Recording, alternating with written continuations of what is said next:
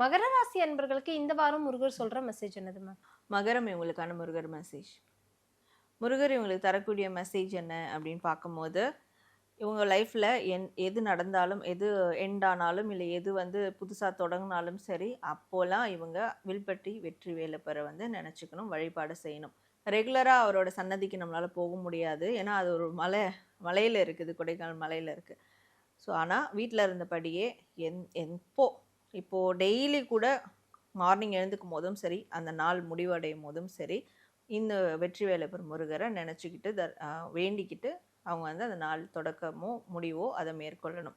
இது தொடர்ந்து இவங்க செய்யும் போது கண்டிப்பாக இவங்களுடைய வாழ்க்கையில் ஏதாவது ஒரு தனித்துவமான யுனிக்கான சில விஷயம் நடக்கும். இல்லை இவங்களோட வாழ்க்கையே யுனிக்கான ஒரு வாழ்க்கையாக மாறுறதுக்கான ஒரு வழியும் அவங்களுக்கு கிடைக்கும் அப்படின்றது முருகர் தரக்கூடிய ஒரு மெசேஜாக இருக்கு. வெற்றி வேலப்பரை நீங்க தினம்தோறும் உங்களோட வாழ்க்கையில அவரை வழிபட்டீங்கன்னா உங்களோட வாழ்க்கையில ஒரு பெரிய மாற்றம் வரும் அப்படிங்கிறது தான் இந்த வாரம் மகர ராசி அன்பர்களுக்கான மெசேஜா இருக்கு.